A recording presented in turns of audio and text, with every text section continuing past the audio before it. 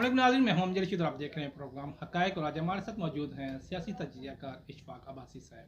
अस्सलाम वालेकुम अब्बासी साहब। वालेकुम सलाम। अब्बासी साहब, ये बताएं कि ये जो पीटीआई का ममनुआ फारिंग फंडिंग केस का जो है फैसला, इलेक्शन कमीशन ने फैसला जो है महफूज किया है, ये आपको क्या लगता है पीटीआई के ख़िलाफ़ होगा या इसके हक़ में होगा? अगर तो ये पीटीआई के ख़िलाफ़ होता है तो इसमें इनकी सज़ा क्या हो सकती है? ये फॉरेन फंडिंग केस जो है ये गुज़िश्ता 7-8 साल से इलेक्शन कमीशन में चल रहा है।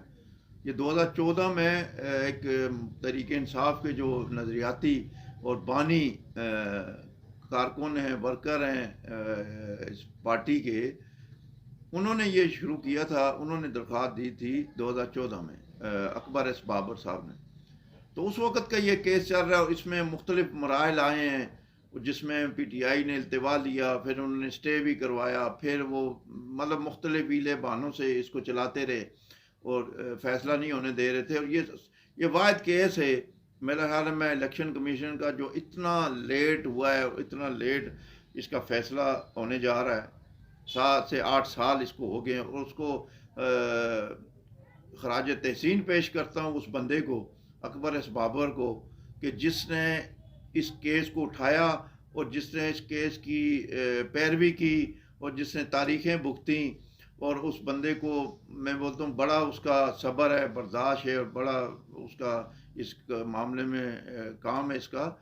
ये जो फैसला अभी महफूज किया है, हालांकि इनको इस महफूज की बात ही नहीं है, सीधे सीधे उसमें साबित हो चुका है कि इनके फॉरेन फंडिंग केस में रकमें आती रही हैं, जो इन्होंने कुछ अकाउंट भी छुपाए, जो अपने जब इलेक्शन किया कि दिया जाता है पार्टी के जो अकाउंट दिए जाते हैं तो उसमें इन्होंने शो नहीं कराए। तो वो साबित हो चुके हैं, गवाहियाँ हो चुकी हैं, नाम भी आ चुके हैं। लेकिन अभी इलेक्शन कमीशन ने फैसला सुनाने के बजाय महफूज किया है। बहरहाल देर आए दुरुस्त आए, लेकिन इसका फैसला पीटीआई के ख़िलाफ़ ही जाएगा और इसमें इमरान खान नाइल होंगे और पीटीआई जो है वो उसको बैन करेंगे। और बैन इस वजह से होगा क्योंकि ये सज़ा बनती है, आइन और कानून में पाकिस्तान के ये लिखा हुआ है। और इन्होंने एक और पार्टी जो है ऑलरेडी इलेक्शन कमीशन में रजिस्टर करा चुके हैं, पीटीआई एन के नाम से। एक पार्टी आपके मैं इलम में इजाफा करता चलूँ कि पीटीआई एन के नाम से election, PTI mean new PTI. PTI N का मतलब नजरियाती, अच्छा, नजरियाती। वो रजिस्टर हो चुकी है। तो इन्होंने पहले से ही बंदोबस्त कर रखा है। और खान साहब जो है ना, वो इस सियासत से जिस तरह नवाज शरीफ को इन्होंने जाली मुकदमात में आउट किया, इसी तरह अब ये असल मुकदमात में आउट होने जा रहे हैं। तो ये फैसला होगा और जल्द हो या देर से हो, लेकिन जो चीज़ें हैं वो साबित हो चुकी हैं और इनके लिए बड़ी मुश्किलात आ रही हैं आगे। अच्छा, आपको पता है मुल्क में महंगाई का जो तूफान है वो बहुत बर्पा हो रहा है। पेट्रोल की कीमतें आपको पता है दिन ब दिन बढ़ाई जा रही हैं। क्या लगता है आपको कि ये जो तूफान है ये कहाँ जाके थमेगा, और क्या इनके जो मायदे हैं ये आईएमएफ से जो पा सकेंगे या नहीं पा सकेंगे? देखें जी, ये महंगाई जो है ये तो जो पीटीआई के मुआहदे हैं, जो इन्होंने बहुत ही सख्त शराइत पर आईएमएफ से कर्ज़े लिए और मुआहदे किए और कुछ इन्होंने ज़ुबानी कलामी उनसे वादे बाइद किए। तो आपको पता है कि इमरान खान तो वादे बाइद करके मुकर जाने वाला बंदा है, यू टर्न लेने वाला बंदा है और उसकी ये पिछली तारीख ये बात बताती है। लेकिन ये अभी महंगाई मज़ीद बढ़ेगी। क्यों इसलिए बढ़ेगी कि पेट्रोल जो है वो 300 तक जाएगा उसकी कीमत। और इस तरह जब पेट्रोल बढ़ गया, पेट्रोलियम की मसनूआत की कीमतें बढ़ी, तो ऑलरेडी जो होगा ना, ये महंगाई तो होगी और इसका बड़ा असर गरीबों पे पड़ेगा। और क्या हाल होगा गरीब का जब 300 तक पेट्रोल जाएगा? नून के जो वोटर हैं और जो नून को वोटें देने वाले हैं, नून के वोट मुतासर होंगे, उनका वोट बैंक मुतासर होगा और ये उनके लिए बड़ी सियासत में तकलीफ दे बात होगी, परेशान कुन बात होगी। और इसलिए महंगाई जो है वो आप थमेगी नहीं। आईएमएफ से मुआहदा तो हो जाएगा, अभी 10 दिन बाद हो या हफ्ते बाद हो। अभी आप देखें 2012 पे डॉलर चला गया, 200 से 12 हो गए।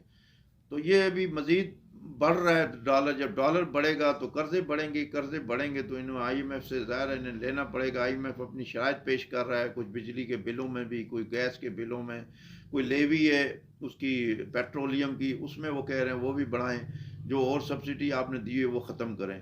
तो ये तकरीबन 300 तक जाएगा, 310 5 इस तरह पेट्रोल। और उसके बाद जो महंगाई आएगी वो मुस्लिम लीग नून के लिए मज़ीद जो है ना परेशानी का बायस बनेगी। और ये जो इलेक्शन होने जा रहे हैं ज़िमनी इलेक्शन, उसमें भी इसका असर पड़ेगा। अच्छा, ये फाटा का जो है हालिया इजलास हुआ, पाकिस्तान को ग्रे लिस्ट से निकाला गया है, इसका अंदरिया दिया गया है, ये क्रेडिट किस को जाता है? नून लीग को जाता है, पीटीआई को जाता है? देखिए जी, वो जो क्योंकि नून लीग तो कह रही है हमें और पीटीआई को अपने तरफ क्रेडिट लेके जा रही है ना। जो फैटफ का कानून है, जो फैटफ जो इदारा है ना, इन्होंने तकरीबन ये 2017 में 18 में कुछ हुआ था, ये ग्रे लिस्ट में आया था। उस वक्त मुस्लिम लीग नून की हुकूमत थी, तो उस वक़्त से ये चला आ रहा है। और उन्होंने कुछ मनी लॉन्ड्रिंग के मुतालिक कुछ बातें ऐसी थी जो उन्हें पता चली थी, जो पाकिस्तान से मनी लॉन्ड्रिंग हो रही थी, और वो कहीं वो ये समझते थे कहीं दहशत गर्दी में ना इस्तेमाल हो रही हो। कुछ उन्होंने 14 निकात के 34 निकात दिए थे कि इन पर आप अमल दरामद करें। और ये कोई किसी का क्रेडिट वाली बात नहीं है, ये कोई भी हुकूमत हो, चाहे वो पीपल्स पार्टी की हो, नून की हो, पीटीआई की हो, मौलाना फजल रहमान की हो, कोई भी हो, उन्होंने ये करना ही था, क्योंकि इसके सिवा चारा नहीं था।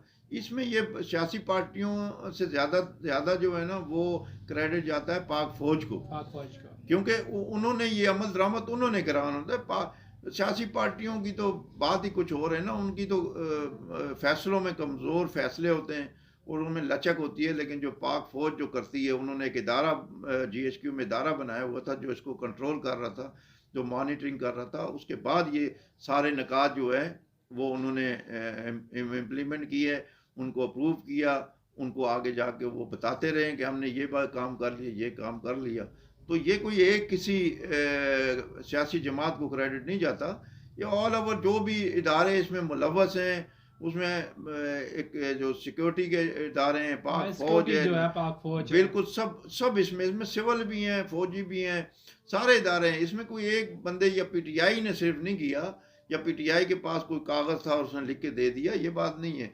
ये सब ने किया, उसमें नून भी शामिल है, उसमें पीटीआई भी शामिल है, पीपल्स पार्टी भी शामिल है, पाक फौज है, नेवल है, एयरफोर्स है, पुलिस है, रेंजर है, दूसरे जो इदारे हैं वो सब इसमें शामिल हैं। ये कौमी एजेंडा था कि ग्रे लिस्ट निकले, उसमें क्योंकि कुछ पाबंदियां लग जाती हैं कि पाकिस्तान पर, मुल्क पर, उसी वजह से मुल्क कमज़ोर होता है। तो अब ये वो इंशाल्लाह अक्टूबर तक ग्रे लिस्ट निकल जाएगा, तो काफ़ी हद तक पाकिस्तान को रिलीफ मिलेगा और फिर काफ़ी वो कारोबारी जो है इनकी तिजारत है उसमें इजाफा होगा, और ये पाकिस्तान में भी जो है ना बेरोज़गारी और महंगाई ख़त्म होगी इंशाल्लाह। शुक्रिया अब्बास साहब, आपने हमें ज्वाइन किया। नाज़रीन, आपने सुना अब्बास साहब का तज़किया।